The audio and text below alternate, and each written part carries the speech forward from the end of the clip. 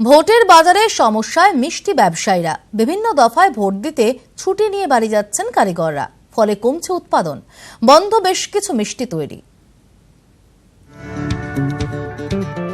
শেষ পাতে মিষ্টি না হলে বাঙালির রসনা তৃপ্তি হয় না, কিন্তু ভোটের বাজারে টান সেই মিষ্টির জোগানে। কলকাতার বিভিন্ন মিষ্টির দোকানের কারিগরের অধিকাংশই আসেন বিভিন্ন জেলা থেকে। প্রত্যেকেরই ভোট রয়েছে, তাই ছুটিও লাগবে।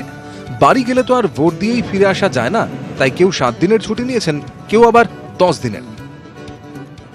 আবার আমাদের ভোট দিয়ে ফিরে আসলে আবার সেটা অন্য লোক যাবে। প্রচুর লোক সব অর্ধেক যাবে আগের দিন, আর অর্ধেক ভোটের দিন যাবে, দিয়ে ভোট দিয়ে যারা আগের দিন যাবে তারা আবার চলে আসবে, আর পরের দিন যারা যাবে তারা থেকে যাবে।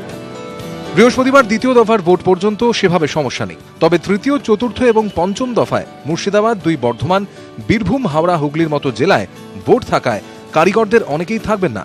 ফলে উৎপাদন যেমন পরিমাণে কম হবে, তেমনি বন্ধ রাখতে হবে অনেক মিষ্টির তৈরিও। লোক খালি হয়ে যায়, সব সময় ফুল প্রোডাকশন দেওয়া যায় না, সব আইটেম হয় না, আইটেম কিছু কমে যায়, দোকানে টাইমলি সব মিষ্টি যায়ও না। তবুও চেষ্টা করা হয় যতটা যায়, যতটা পাঠানো যায়, যতটা প্রোডাকশন দেওয়া যায়। অসুবিধা হয় ঠিকই, কিন্তু গণতান্ত্রিক অধিকার প্রয়োগের সঙ্গে কোনো আপোষ নয়। ফলে ছুটি দিতে সমস্যা নেই দোকানের মালিকদেরও। তবে এবার 7 দফায় ভোট হওয়ায় একসঙ্গে নয়, সকলে আলাদা আলাদা সময় ছুটি নিচ্ছেন, ফলে তুলনামূলকভাবে অসুবিধা কম।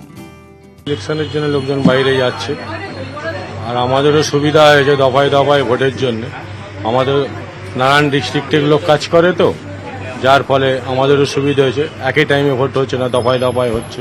কর্মচারীদের ছাড়তেই হয়, তারা ভোট দেয়।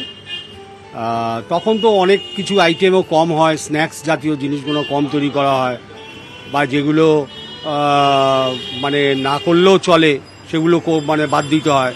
সব কিছুই কিছু কিছু কমে যায়, তাতে আমাদের অসুবিধা হয়। তো কারিগররা অনেকেই ভোট দিতে যাচ্ছেন, তাই অনেকটাই এখন মিষ্টির দোকান ফাঁকা, কারখানাও ফাঁকা। সেই জন্যই মিষ্টি বিক্রেতাদের কপালে ভাঁজ। এদিকে অক্ষয় তৃতীয়ার আগের দিনই নির্বাচন, সেই দিনও চরম সমস্যার মুখে বিক্রেতারা। ক্যামেরায় হিমাদ্রি শঙ্কর দাসের সঙ্গে সুশোভন ভট্টাচার্য, নিউজ 18 বাংলা।